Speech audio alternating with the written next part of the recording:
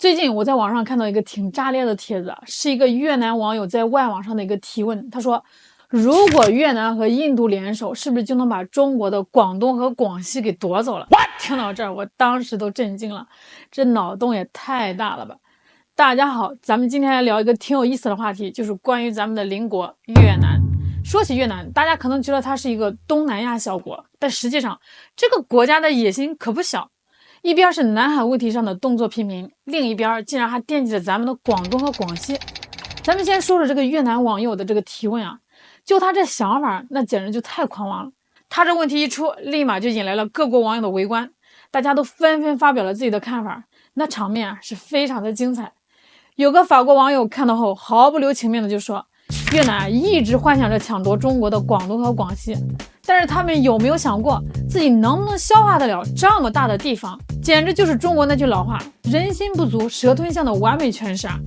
广东和广西随便拎出来一个省，经济和军事实力是远超越越南全国。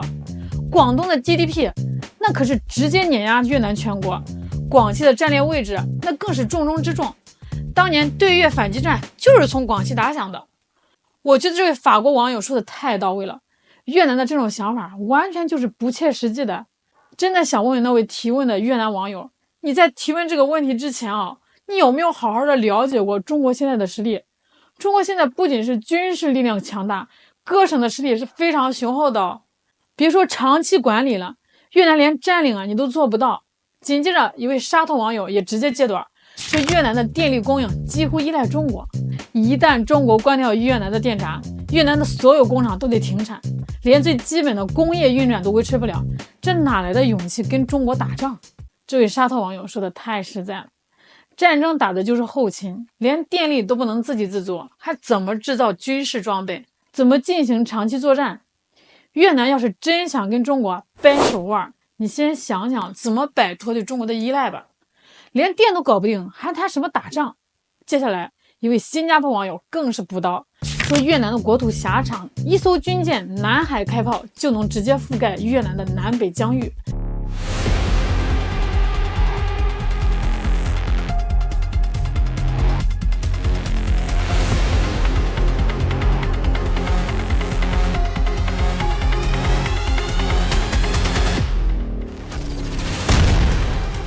这样的地理位置能对中国造成什么实质性压力？越南和印度联军只不过是他们的自我安慰罢了。我觉得新加坡的网友分析的也非常到位。越南的地理位置就决定了它在军事上是非常被动的，一旦发生冲突中国完全可以用火力压制，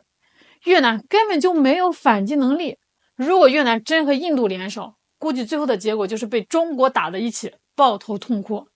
从这些网友的评论中，我们都可以看到，越南想和印度联手夺取中国领土完全就是不切实际的幻想，脱离现实太远了。这也反映出有些国家对中国的实力存在认知偏差。中国可是世界第2大经济强国和第2大军事强国，怎么可能会允许任何国家来破坏中国的领土完整？我奉劝那些对中国领土抱有幻想的人，还是好好想想怎么和平相处吧，这才是最实际的。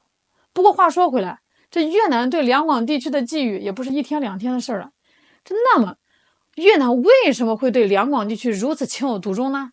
在东南亚国家中，越南和中国的关系是最特殊的，这主要就是因为历史上越南曾经是中国领土的一部分。越南是我国众多邻国之一，它与我国的广东、广西2大省区距离十分接近。有越南专家提出，如果能将广东、广西2省区霸占而去，未来越南甚至有希望迈入进强国行列。那么，你知道为什么越南会对我国的两广有着如此强烈的占有欲吗？今天就让我们跟随视频一起去了解一下。在观看的时候，不要忘记点赞和关注。幻想霸占我国两广地带的越南，越南处在亚洲的东南部区域，它位于中南半岛的最东南端。该国的整体形状狭窄而又漫长，大致呈现出一个 S 的形状，东西方向最窄的地区仅只有50千米左右。国家的全部面积已经达到了33万平方千米。越南的西部区域是和老挝以及柬埔寨这2个国家相连接，北部则是与我国的广西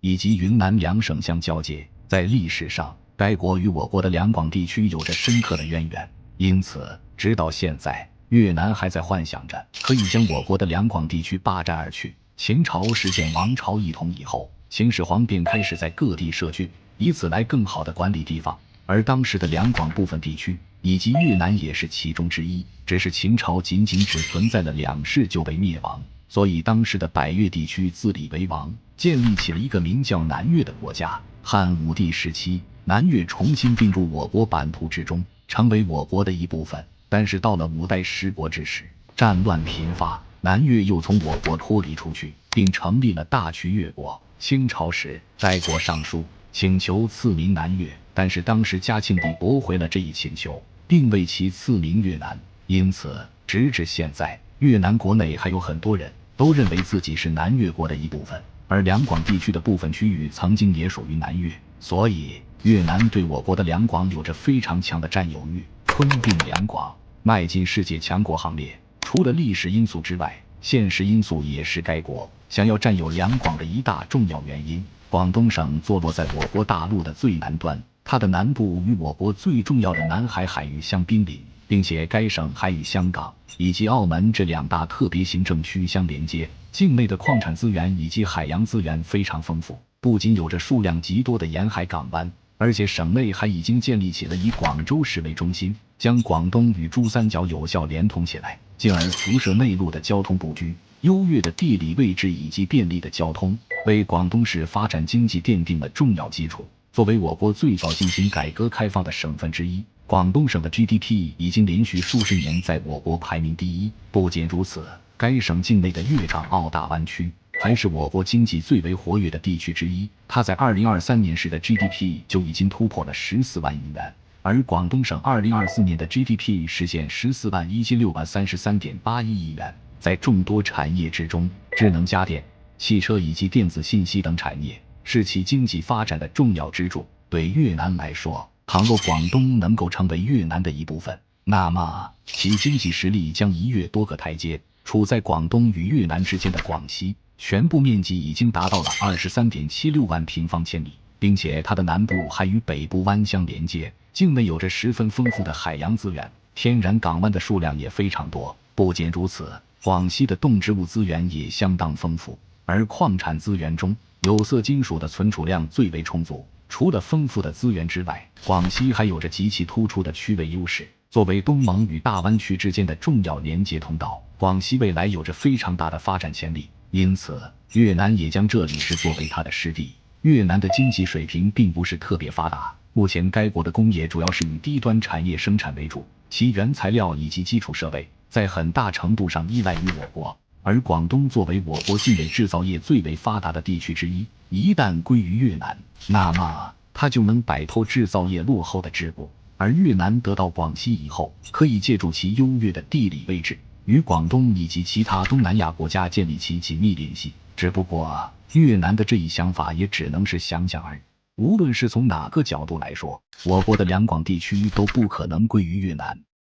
尽管如此，越南的历代君王还发表过一些错误的言论，声称两广是他们的故土，还试图发动战争来夺取两广。除此之外，越南还在历史、文化等方面不断的寻找两广地区属于他们主权的证据。可能就是因为这些错误的认知一些越南人就自认为中国的两广地区是他们的故土。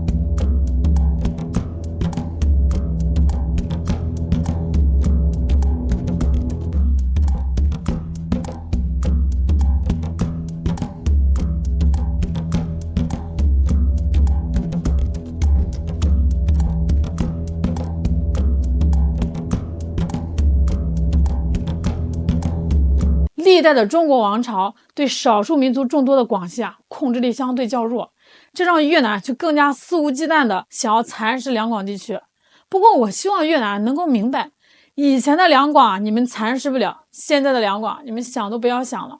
两广地区有着重要的战略地理位置，是中国不可分割的重要领土。在强大的中国面前，越南还不如好好想想怎么和中国建立友好的外交关系。总而言之，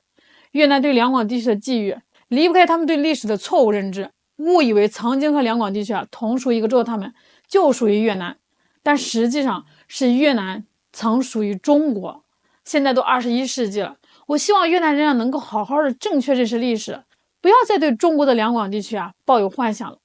大家对这件事情有什么看法呢？欢迎在评论区留言哦，一起讨论。如果觉得今天的节目还不错，记得订阅、点赞、分享给更多的朋友哦。我是小懒，我们下期再见。